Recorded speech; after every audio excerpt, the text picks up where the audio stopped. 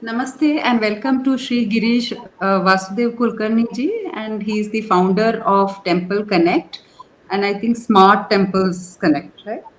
Yes. So Smart thank you Temple. so much for Smart Temples Project.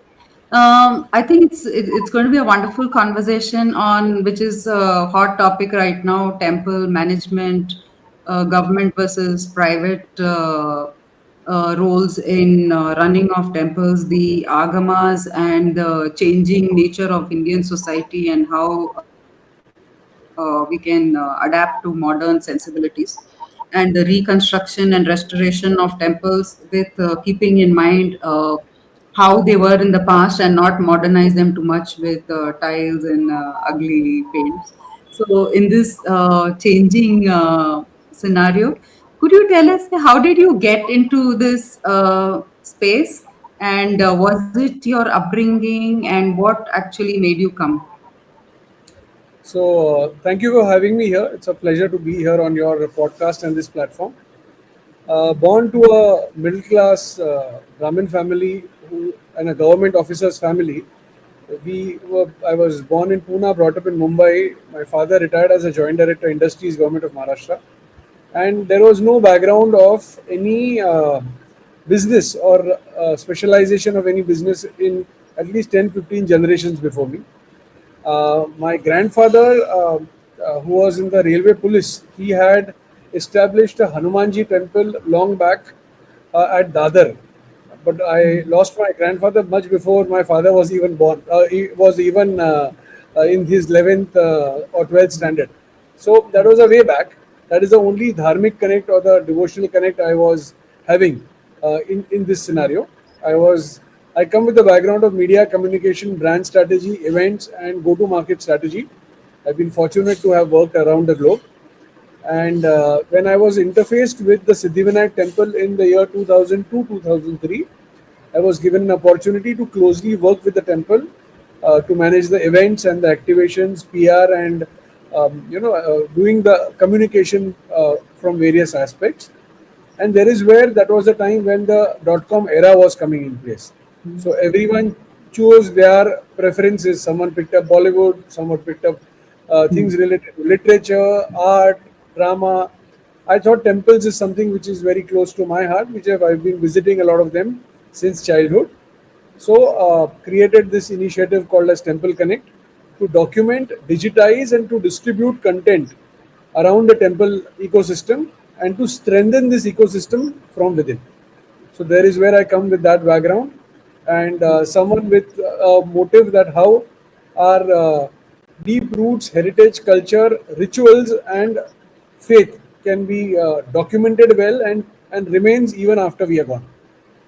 When we talk about temple management in India, for example, in Karnataka, most of the temples are under government control, and there are very few temples which are private temples, and which are, there is nobody to actually manage them. So Nitya Puja is not happening. There is no money coming into the temple, so it's a bare minimum worship. So, given this kind of a split ownership and management structure in India, I think it's the case even with Kerala and other parts of India. So, when there is a split ownership, how much can a private enterprise like yours work with governments? Is that possible, and how have you navigated that space? Okay, so there are two parts which I want to share with you here.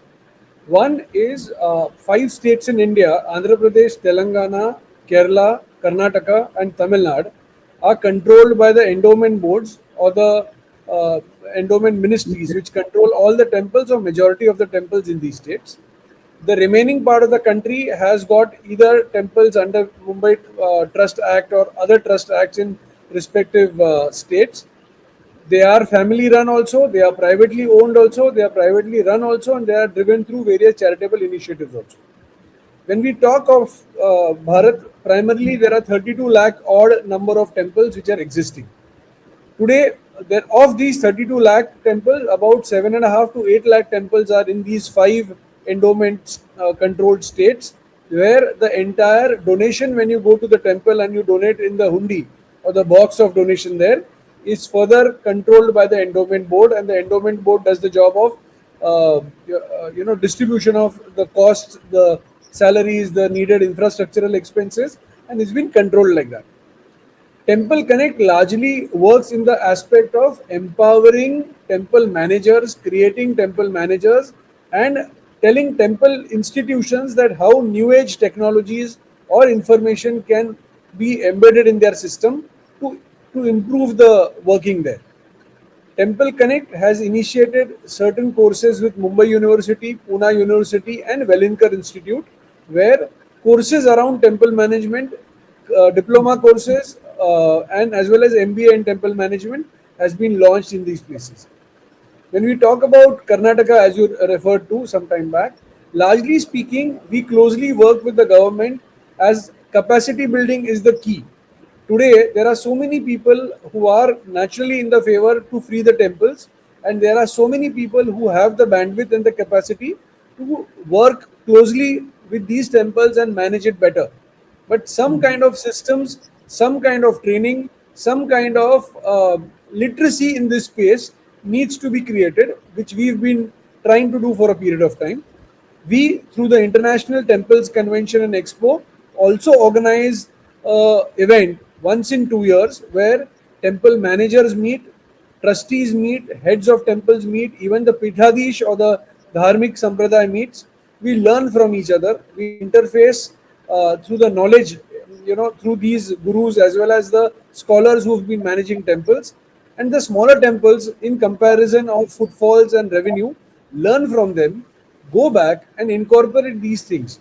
Now, these are all baby steps which we are trying to take on a sumoto perspective, where someone has to do it, and when that someone has to do it, we end up waiting for that someone to arrive. 21 years back is when that someone thought that I can do it, so I try to bring it up, and that's what this Temple Connect initiative is all about. Closely working with endowment boards, closely working with ISKCON and Swaminarayan Temple, Gurudwaras and Buddhist shrines, and taking baby steps to make it stronger. As everyone has to do their part, we are doing ours.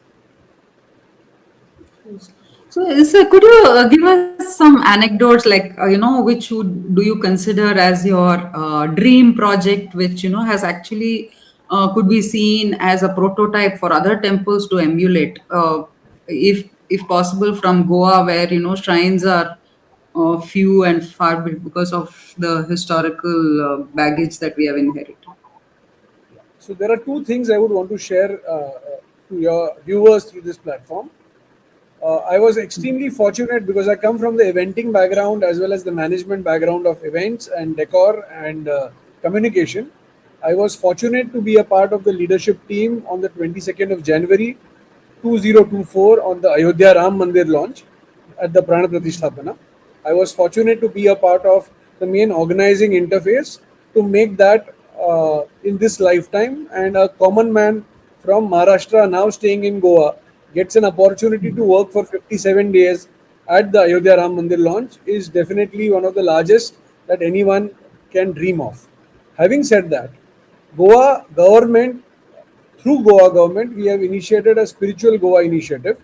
There is a big myth that says that there are more amount of churches in Goa than the number of Hindu temples, and that if you do an audit, you will find that there are more Hindu temples across Goa than the number of churches. The Goa government is promoting this at a larger level. Goa is also known to be Bhagwan Parshuram's Bhumi, because this is the land which Bhagwan Parshuram recovered from the ocean, and from here till the space of Kanyakumari, the the Mm. the space was asked by Bhagwan Parshuram, and that was created. There are important temples, there are important festivals, there are important jatras, there are important family goddess and gods temples in Goa, which are large, where the community is far more committed to visit, to follow the protocol, to systematize, as well as no rush, no pushing things, no presenting that I am a powerful, well connected person, so I need priority. They are very well organized, systematized, and presented. Goa has an image of being the land of sun, sand, and party and maybe celebrations. But trust you me, this land is much more uh, powerful on various temples, various rituals, as well as very strong festivals which are locally celebrated. And I'm sure Goa has to be well presented to the world, and that's what the current government, along with the Ministry of Tourism and the Honorable Chief Minister's Office, are doing their best with Temple Connect to promote it to the larger audience, to call that audience to Goa, to not only see the beaches and places of a celebration, but also the strong heritage. Also, I would want to share that there are some eminent Jain mandirs which are also UNESCO sites, which are a part of this land, and I'm sure a lot of Jainism followers are also coming over and witnessing that here. So, what is the importance of having a local presence in your company or your enterprise? Because, like for instance, if you see in Tamil Nadu or even in Kerala, for instance, in Kerala, the Bharani festival is a very big part of the Kodangalur Bhagavati temple, and it's a one-day event and entirely taken over by locals. So, but when if we have a centrally located management structure or we do it top down, how effective will it be in taking into consideration local sensibilities, local consumerist behavior or local practices? See, largely when we Have you talk about factored it in? temple economy, if you largely talk about the temple economy, there are three most important things that drive the temples. One is the awareness of the temple, where when the awareness has increased, it implements and helps to increase the footfalls to the temples. There can be digital footfalls also or physical footfalls also. And with the increase of footfalls, it helps in generating more revenue, donation, or transaction in the temple and the temple town, which further is utilized for a benefit of the common man by these donations through right initiatives via the temples. Now, as Temple Connect, we have reached out. So India has got about 19,164 odd pin codes and about 1,56,000 odd post offices. We have covered nearly 70% of this area by foot by our more than 3,500 volunteers who communicate to us, who share information as well as connect on local activities. When Temple Connect was initiated, the idea was to broadcast content around various big, small, tall, or any size temples to the audience who's catering to that globally. Now, if you see information around the Kedarnath Yatra, earlier limited number of people used to go to Kedarnath Ji. Thanks to the social media and the reels and the promotion that gets connected, more number of people are now going there. They are more aware of do's and don'ts, and the government also closely uses this content to present and communicate a larger amount of information to people. Earlier days, when there was no social media, the amount of footfall was less, and so the temple was not made ready to have so many people at one go. If there is crowd, if there is landslide, if there is anything, this media helps us to keep these management elements controlled. If you look at places like Kachi Dham also, these are all places which are all now famous because of the awareness. The awareness is now giving more footfalls. More footfalls will get more donations. This structure and strategy has to go in the deep roots of each and every town, village, or pin code of our country. And our initiative is to make aware of people that this you should not wait for someone to come and do it. You can yourself contribute and add value. There are initiatives like Adopt a Temple that has been initiated by us, where we are saying we all want to go to larger temples and visit these important places, but there is a temple next door which can always be should be visited. There has to be a maintenance. There has to be something which you do for the temple without the motive that what will God give me or what will I be rewarded with, but more as a social responsibility and something that the society should think of.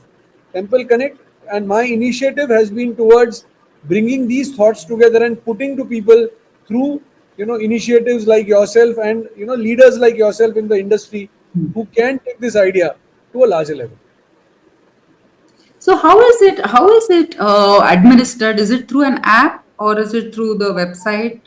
And how do So, you so, actually so get your Temple Connect. So Temple Connect is a content presentation tool. Temple Connect is bridging the gap between the temple economy and the suppliers of various services to the temple. So there is a broadcast media, there is a communication. We had an app earlier, but not everyone is going to download thousands of app and going to look at that religiously regularly. So we are sticking back to the .com version. There is a new portal that gets launched in the next 3 months, which is about connecting on anything and everything related to the temples, be it tourism, be it information, be it bookings, be it donations, be it transactions, as well some aspects for capacity building. Temple Connect has launched courses to train people who are in those organizations in various levels. See, if there is a staff who joins the organization 40 years back at a very lower level or ranking in the temple, 40 years later, he can be eligible to either be a CEO or at least someone very important in the temple because of the knowledge and the experience. But he does not get certified because he is not certified through any such cadres or examination or standardization. We, along with the Government of India, various initiatives, and the communication with various state governments are trying to create these kind of courses which would help them standardize, authorized by authorities who are capable, like the TTD, like the Shirdi Sansthan, like the Mata Vaishno Devi Shrine, who are specialists into this.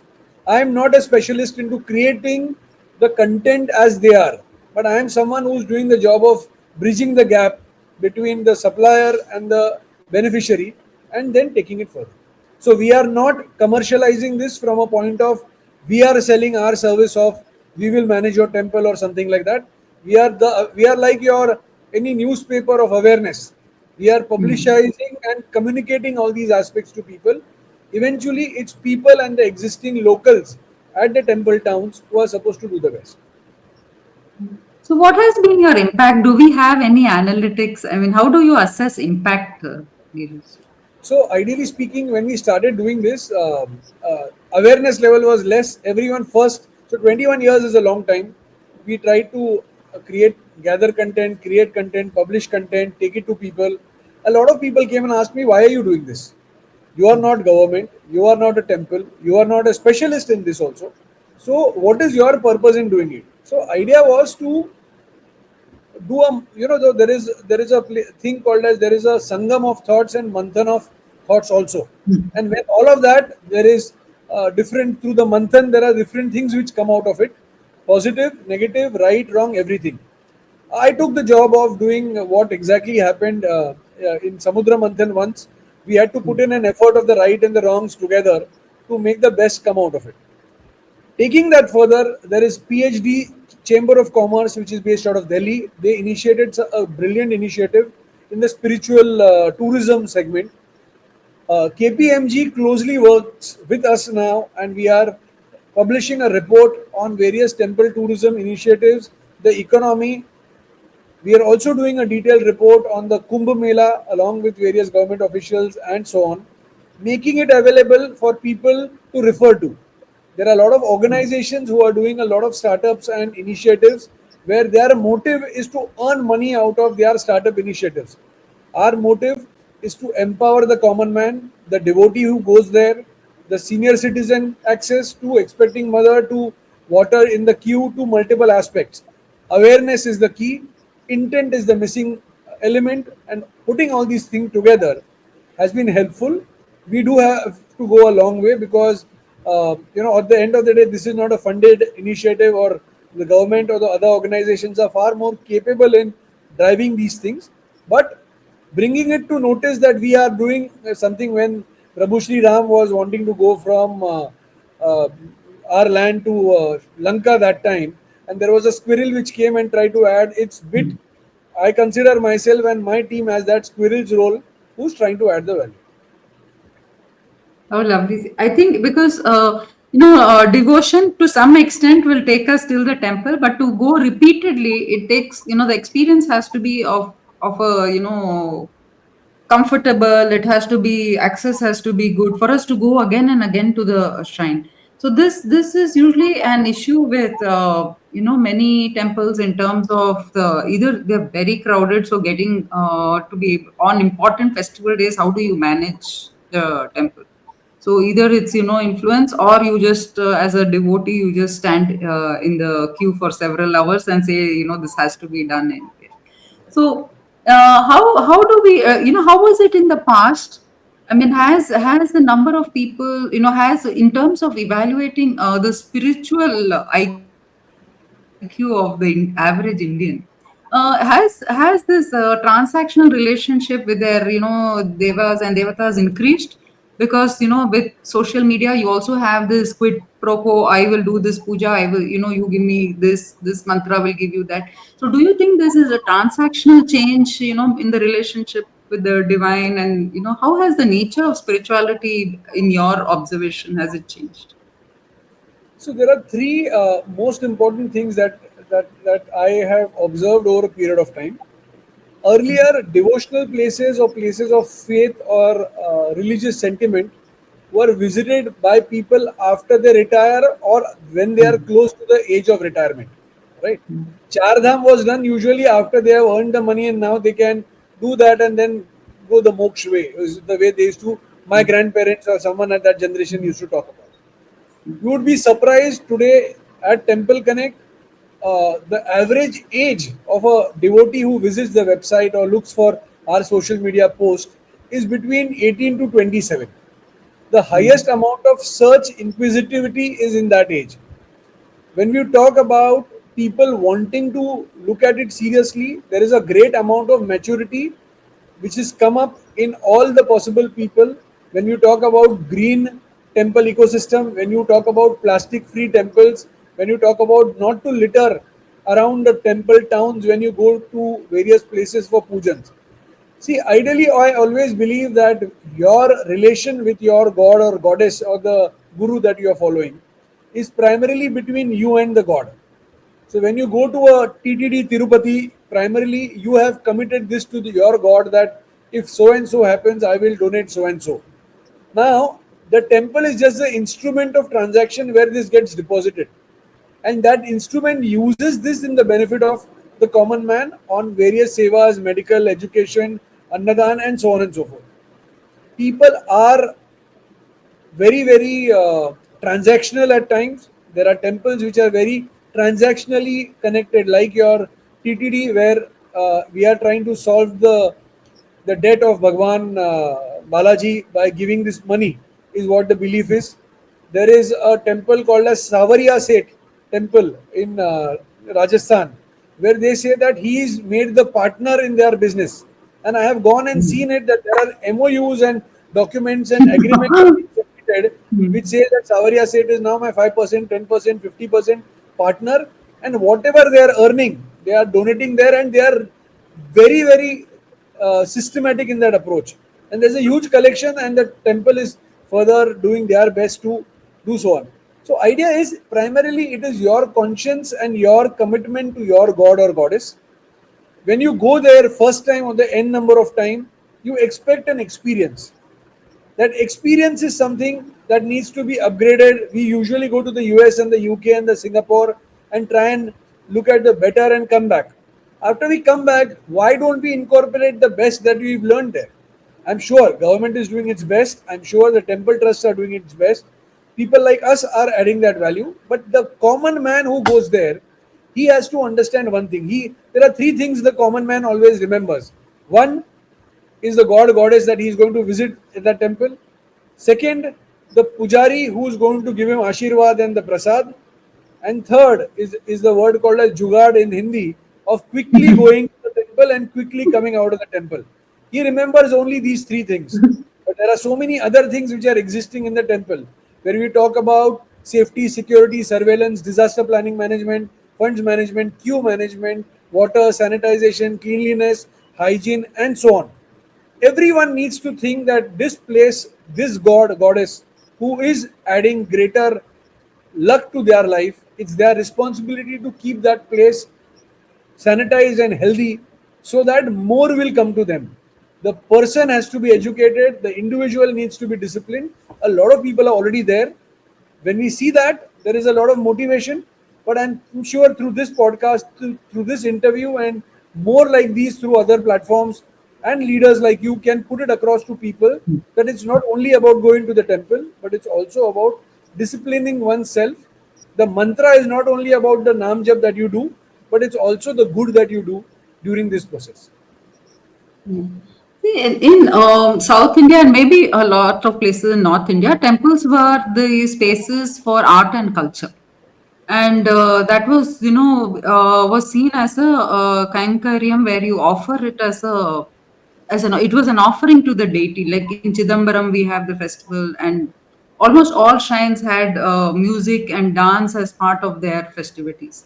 So this has almost disappeared now with not just with a dancer from Odisha was saying that a lot of temples in Odisha, then because of ASI control, they are not allowing dancers to dance in these spaces, but they are okay with people coming and taking selfies. And a film shoot also happened with a Hindi Bollywood film. So who decides these things as to what is permissible, what is not permissible? And can we also, can you input data to the ASI, which charges money for performing, or has control over these spaces? So are there conversations happening between the different partners in the ecosystem? Yes, thank you for bringing this up. It's indeed a very important part because a very senior uh, performer and I think Padma Bhushan Hariharanji, who's a very senior singer and performer, he had brought it up to me once saying that Girish, at the temple which is at in Kerala, which is your Padmanabh Swami temple, he wants to offer his seva to the Padmanabh Swami temple. Seva is usually the trend which every performer, artist used to offer it to the god, goddess of his connect. And that seva was offered where he will come, he will sing in the Garbhagraha or places around whichever allocated. And this seva should be given by them. Every artist feels that this is the best that I have. This is what I want to offer my god, goddess. There are limitations, that there are more performers, there are more requirements, and everyone as a performer would want to get this opportunity. We have been speaking to the Ministry of Culture, Government of India. We have been speaking to various state tourism and cultural interfaces along with ASI, and we have written to them, as well as now, thanks to your initiative, I will further pursue this and try and see to it that more artists get a platform to present their culture and art. You ask me who decides this? It's the temple authority and the ASI.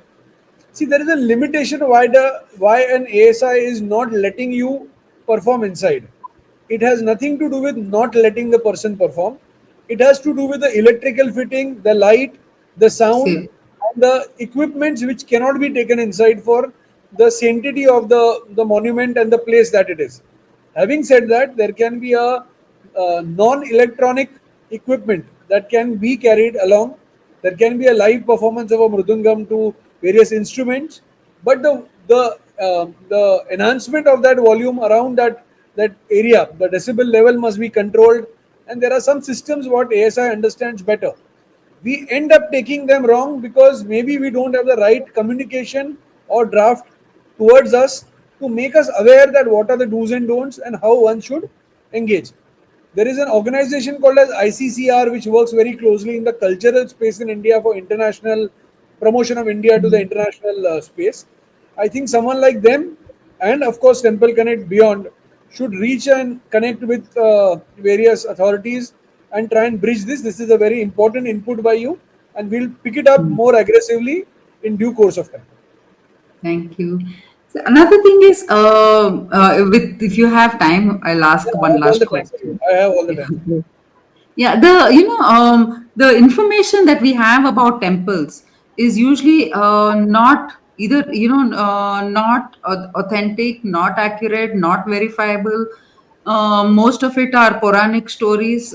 We don't have much information on the architecture is well documented.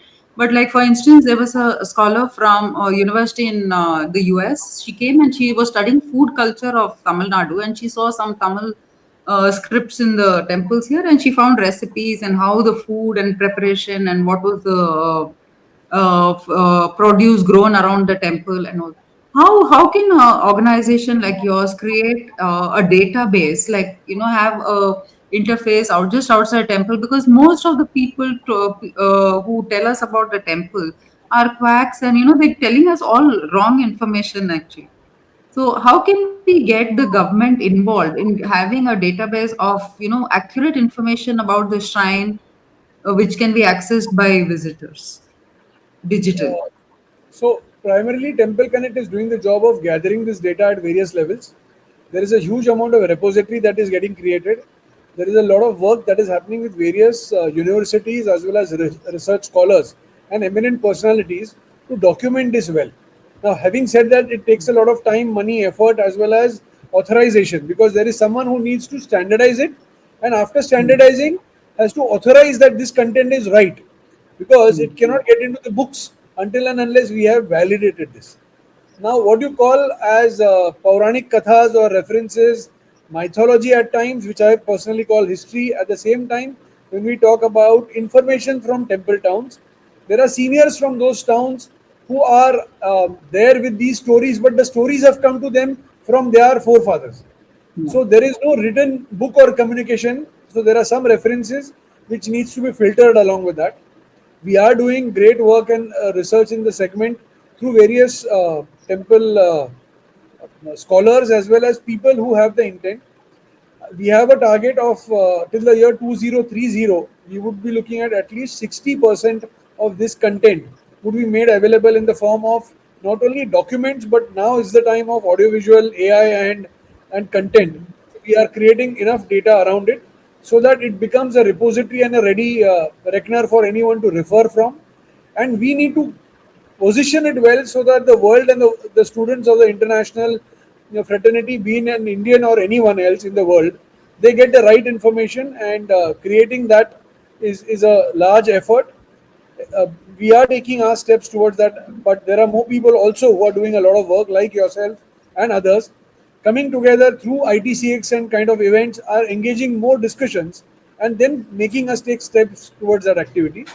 I'm sure Temple Connect can truly commit that till the year 2030 we'll have a very concrete answer to this requirement, along with support from everyone. Yeah. Another thing is, when we talk about temple, most organizations or even the government talks only about the temple itself. But when we talk about temples in the past, for instance, in Bangalore, it always included the Banshankari temple, Devi temple in Bangalore had five kalyanis attached to it. These were five tanks which were spread up very not close to it necessarily. Now tanks are very close to the temple. Now these tanks have dried up and they're no longer there. So some private companies like Infosys Foundation has renovated some of the Kalyanis. So another example is in Tamil Nadu. There's a temple in Tiruvayur, which is a Shaiva temple, and there were many musical instruments that were being played at the temple, which are no longer played. The instruments are no longer even manufactured. So, how can we revive certain things which were such an integral part of the temple culture but are no longer there? But there are people who are aware of this and committed to it. But how do we take it to the next level? See, something which is extremely important is a word called as intent, right? Problem is, guys who are driving this are not actually guys who are owning the process or have the interest in the activity. When we say that, I don't want to be harsh on the authority, or I don't want to be harsh on anyone for that matter. The point is, these are initiatives which are controlled by either, in if you refer to the five endowment states, primarily the endowment minister as well as the endowment secretary, and the key people are the ones who would understand this. When we talk about representing these points to them, there are more pressing issues to them on priority than this is what is being told to us, and I'm sure there might be more eminent things which are to be taken care of. They have to create either a department or a person and appoint people from the public interest capacity on those gatherings as a public interest nominee who will be first filtered whether he or she is qualified to be on that gathering, and eventually create a committee, not because someone is going to get the importance and free access to the temple, but a committee to add greater talent, greater you can say systems, as well as re-announcing the past of what was there and what has been missed out, and working towards it. It has to be of a small tenure of 3 years to 5 years, or whatever the government feels right. But a department in this faction, along with the common man and the temple goer or the devotee who's been visiting that temple for a very, very long time, that can be added to this, to add it. See, we everyone is onto the aspect of free the temple movement, which everyone is talking about down south. But the point is also that once the temples are already freed, tomorrow morning, if Who someone will? sends a record that okay, chalo, tomorrow morning every temple is free now. Now who's going to manage it? There is a lot of money involved. There's a lot of Yeah. corruption involved in the wrong way. Where see, it's a human tendency, and we are sitting in Kali Yuga. Let's not talk about being pious and only pure. There are people with right intent and wrong intent existing. Strategic systemized approach to this with the Honorable Prime Minister of India's vision of the Viksit Bharat is what we can push it. At the end of the day, they will show us the direction. People like us need to take up the responsibility and also work towards one cause. Make that one cause of your life. So if it is art and culture, for me, it is temple management and temple ecosystem. For someone else might be education, for someone else might be art, culture, and eminent things like this. Take up one thing as a cause and live by it, not because you are getting something out of it, but because that is your aim for this lifetime, and do it is what people need to do. I'm sure the government needs to be pushed more. I'm not saying that they are all doing their best as well, but it's a synergy that needs to be created rather than showing fingers at each other and no one performing.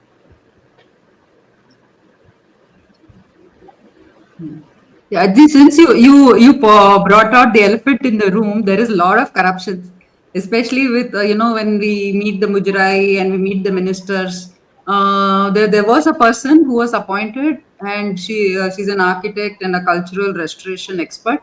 But as soon as she started giving her recommendations, saying you cannot pass projects which demand restoration without making sure that it cannot be renovated without breaking down the temple, they stopped calling her to the meetings.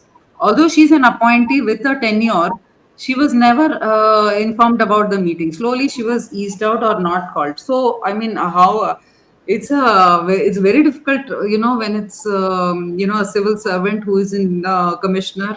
He's sitting there and passing all the files. I have met them, and it's like very difficult to get. I really my greatest appreciation to you for having done so much, because I think we can be honest, they are very difficult to work with. Ma'am, see, there are two aspects which I feel. See, they are also humans first, right? Before they are whoever the authority on the chair that they are sitting. Secondly, they are not sitting on that chair permanently. Exactly. Thirdly, they are not someone who, even if they have the intent, they have a lot of other bureaucracy to take care of apart from the politics and the state government systems. Right. Point is, there are a certain set of people who might not be running the temple, but we need to handhold and educate them to upgrade the temple.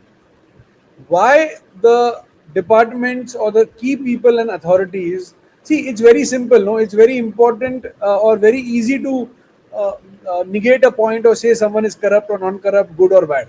But why not look for the eye that Arjun looked for in that target and achieve that? What is our eye as a target that we want to achieve?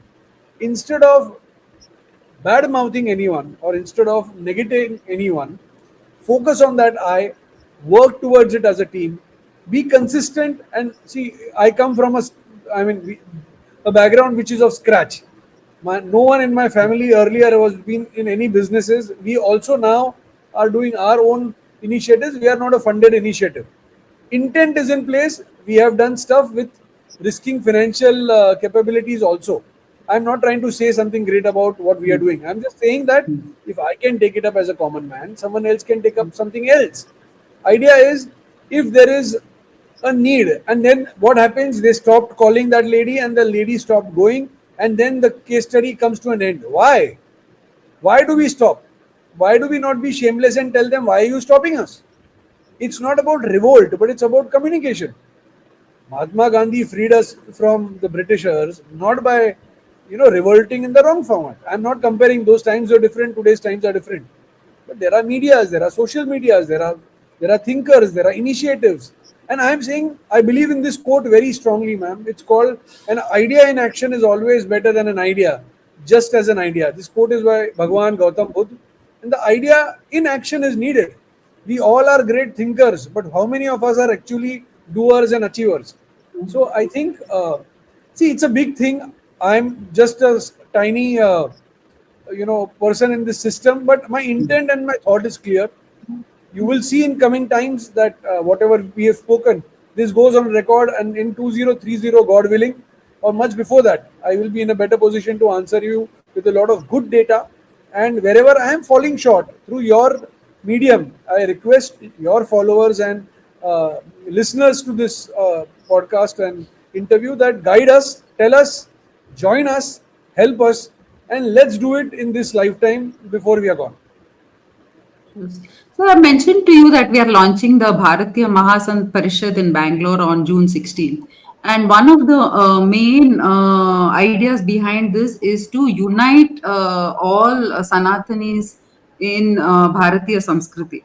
One of the things that the Mathadipatis feel is that we are not a united front. We are divided by Sampradaya, by language, by our local interests. So how important is unity between different sampradayas and temples? And we're talking individually. We talk about TTD or Kerala temples or Karnataka temple. But is the conversation between these temples and these sampradayas, how critical is it for the revival and protection of temples? My personal opinion to this: before unity, there has to be clarity. Okay? Point is, how many of so the I mean, I'll give you an example about a temple which is extremely important to us. So there is something, the board of trustees of a very important temple are very senior people from the country, extremely senior people. These senior people are of the age of 75 to 85 or 90. Okay, and they are the head of the most prestigious temple. Now they are the board of trustees of the temple, which is completely agreed. But are they the management? Should they be the management? Should they be the people running around getting smaller issues sorted? They should not be. There has to be a young blood, young resource, experienced bandwidth people who are like qualified members of that extension of the trust to drive these activities. Today, when all these Pithadish and the important set of people who meet up, they are brilliant people when it comes to Agamas, Agam Shastra, Ved, Rigved, and all the possible dharmic sentiment and knowledge that they all carry. Are they also scholars of running a temple in present times? Is for them to think. It's for them to align people who understand temple management, resources, execution, as well as even SOS management of times, to be included in their scenario. This is the clarity of thought people should have first. With this clarity of thought, these leaders who are brilliant in their space can give responsibility to the new generation, the right people with right skill sets, to follow that under their leadership. Their leadership is not threatened. Every person wants to come and do this because they feel that I am the best and I am the one who is understanding this. We are no one, boss. We are just no one. So a most important thing through your, see, I am not aware of this event, and I think there are more eminent people who are going to be there. I have not been reached out by anyone. It's about 10 days from now. Idea is even 6 days from now. Idea is that through, if you get an opportunity to put this point across, is what I am requesting you to put it across, that have clarity in roles, responsibilities. Trust and management are two different things. They should be independently conducted well. At the same time, it is very important that a review and an audit of all the work by whoever it is. The world's richest man also does his blood checkup. Is that not an audit of his health? Right? So the world's greatest saint and the greatest person who is leading these initiatives should do an audit of what we are doing, where we are going wrong, correcting ourselves, and putting systems. I think it would have been a greater opportunity for me to put these things across to them there, but through your perspective, I urge you to share these pointers. And the best, it's not about importance here, the best is putting these systems well and the common man benefiting out of it. Thank you so much, Girish. I think a lot of valuable points have come up, and I hope we can take it forward. And in some way you can come to Bangalore sometime, and we can put out. I would love to see a document from you, which I can pass on to people who work in temples, and There's a lot of collaborative stuff that can be driven through your initiatives, through our common efforts. Idea is to come together, not to compete, but to complement each other, take it to another level. I would rather say that something which is very personal, though I'm putting it across. I mentioned to you earlier that I was having a long discussion with my daughter yesterday evening, and she mentioned to me, till yesterday evening I had these long mustaches, and I take this opportunity to make it official through your channel that when she is at the 10th standard and comes to me and says that why are you growing it? So I said because people at the temple economy and other people have a, they look at me in that aspect of stature and purusharth in some way. So she said that Baba, then if this is the case, then Gen Z and the new generations will not take you seriously. So keeping that in mind, I want this message to go to the seniors, to people of my age, and even now the Gen Zs or other Zs, whatever it's coming up. It's about us adapting ourselves to the needs of the ecosystem rather than we sticking on to our comfort zones. So I think this is my first podcast or an interview with this look. how So I put it Oh, across to people. yeah. Thank you so much, and wishing you all the very best. Like you say, even for many of us, it's like two different worlds. When you go into the temple, like my friends from North India, they say the North Indian culture is very casual. Whereas in Kerala, they're very particular about how you dress, what you wear. Your men have to take off their shirts, women have to wear saris. Some temples are very rigid about this, which creates a certain, kind of seriousness about temple visits. But, by doing that, we keep away some people. No, no, no. I'll tell you another very good thing that Goa state and a lot of temples in Goa have done in a brilliant way. There are a lot of people who are wearing shorts who go to the beach. After the beach, they want to go to a close by temple and experience the temple. It's a very strong communication which people are now conducting in other parts of the country apart from the southern states, that you need to have a proper dress code decorum, not because of any comparison or trying to show anyone down, but because when you primarily address yourself as a place, when you go for gatherings, meetups, events, you dress up for that. So even there is a protocol of a temple, and dressing up to that protocol is the need. So everyone needs to look up to that, and I'm sure we do not shy away from communicating this. Yeah. Thank you so much. Thank you, sir. We will be in touch and wishing you all the very best in all your endeavors. Thank you very much, and Jai Shri Ram. Jai Shri Ram. Thank you. This end.